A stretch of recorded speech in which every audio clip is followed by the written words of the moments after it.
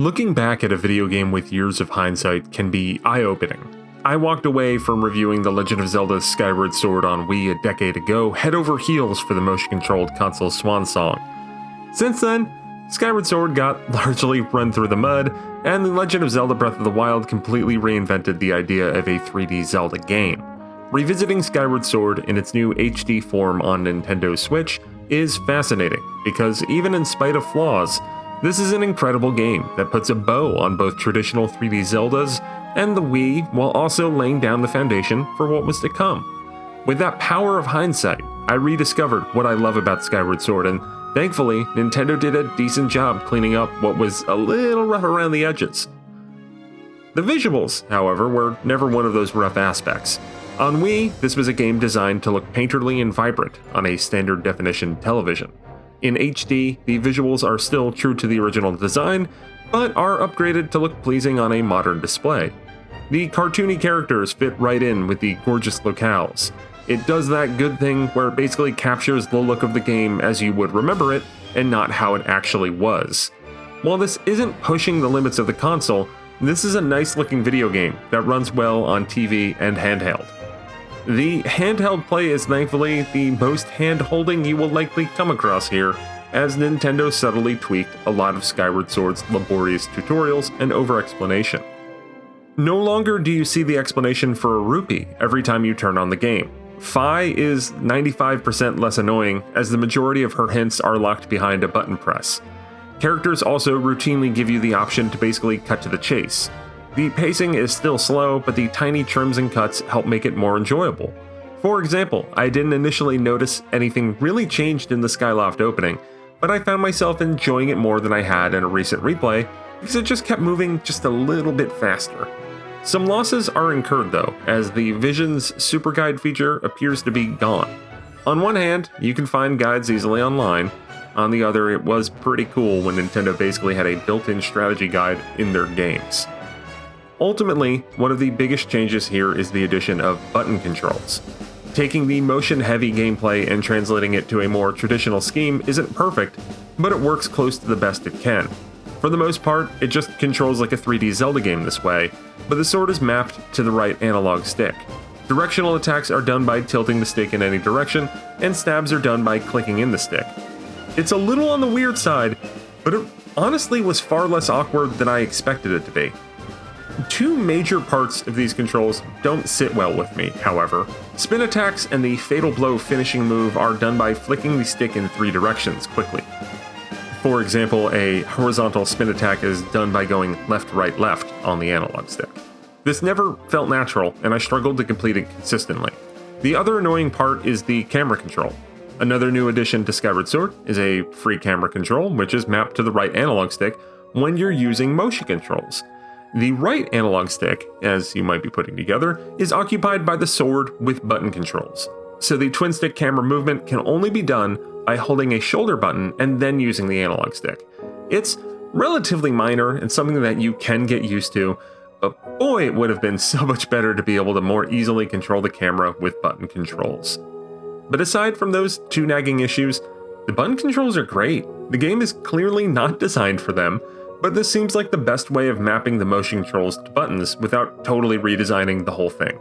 Sometimes it's nice to just control the beetle with an analog stick, or not have to deal with balancing using motion controls. Sword fights are also, on the whole, kind of easier because the enemies focus so much on where you're holding the sword in motion controls. So when you're able to quickly flick the stick to execute an attack without actually having to move in the real world, it's just not as telegraphed. The motion controls on Switch are generally fine, but I struggled with them more than I did in 2011. That's probably more because motion controls like this are just very uncommon, whereas at the game's original launch, I was coming off of 5 whole years of Wii games. It's still satisfying, however, to slash your controller and slice up a bokoblin. Some parts that I loved on Wii don't translate as well on Switch, unfortunately. Rolling bombs isn't nearly as smooth with the Joy-Con, but that more limits silly trick shots than hinders the moment-to-moment gameplay. Pointing towards your TV screen and simply pressing a button will recalibrate your position, making it far less cumbersome than having to lay your Wii remote down on the ground for calibration. I spent a good deal of time with both control schemes and found that motion is still the best way to play, Still, whenever I play handheld, I don't really feel that compromised because I was using button controls. It's a slightly wider gap of the difference of playing Super Mario Odyssey with buttons or Joy-Con. Like Skyward Sword, Odyssey was designed around the motion controls, but it's perfectly playable and enjoyable without them. One thing that hasn't changed is the story, which still tells the earliest known adventure of Link and Zelda. It's filled with memorable characters, whether it's the goth villain Girahim or the rambunctious rival Groose. The core is the relationship between Link and Zelda, which is more fleshed out here than in any other game. Link has a clear objective in his quest, which is to save his childhood friend, and the journey he goes on to become a legendary hero rarely loses sight of his initial goal. While Fi has a checkered history, largely due to her tutorializing, I do really love how the game builds up a relationship with Link and his trusty sword. Zelda largely being an active participant in the story, albeit from afar, still holds up, and the way the game lays out the Legend of Zelda as an entire concept is, well, really nice and novel. In general, coming back to Skyward Sword on Switch was an overly enjoyable experience. Many aspects still hold up, primarily the dungeon design. You do have demarcated dungeons, but the minute you set down on the ground, you've got puzzles to solve, items to find, and paths to uncover. It's incredibly seamless, and I can see ways that this design carried forth into the shrines and the overworld in Breath of the Wild. While you only have 3 core areas to visit, each one features layers of puzzles and challenges that help to deepen your connection to the world and master the layout of the land. The first time you visit Elden Volcano, you just romp around and explore. Then later, it's a tense stealth sequence that builds on the prior knowledge you had of the map. Each place also has a Silent Realm sequence near the end that tests your area awareness even more. The progression of all 3 places, and even Skyloft, is where Skyward Sword excels. The same, unfortunately, can't be said for the sky. While flying around the sky on a loft wing initially conjured up Wind Waker seafaring, it's far closer in reality to the barren wastelands of Hyrule Field in Twilight Princess, as there just isn't that much to do and much of it is undercooked and too far apart. While the music tries to be as bombastic as possible, flying as a loft wing just isn't that much fun. While the march to 100% completion in the skies might be disappointing, the core experience in Skyward Sword is largely great.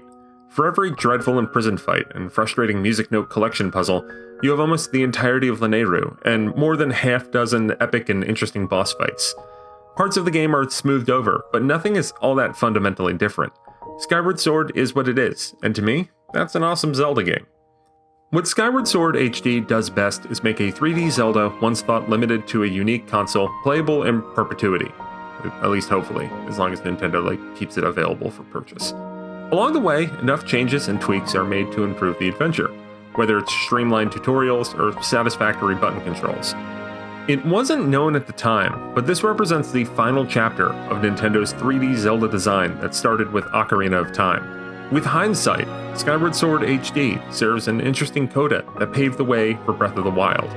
The linear ebb and flow of Link's earliest chronological story might be rooted in the past, but it's still an engaging and cozy adventure in the present that's well worth playing or revisiting.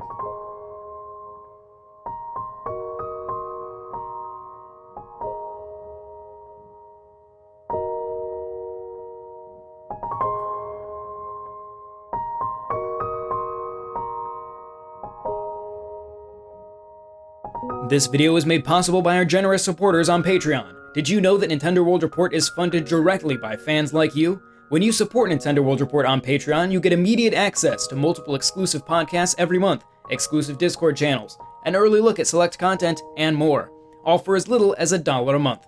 Check out patreon.com/NWR for all the details.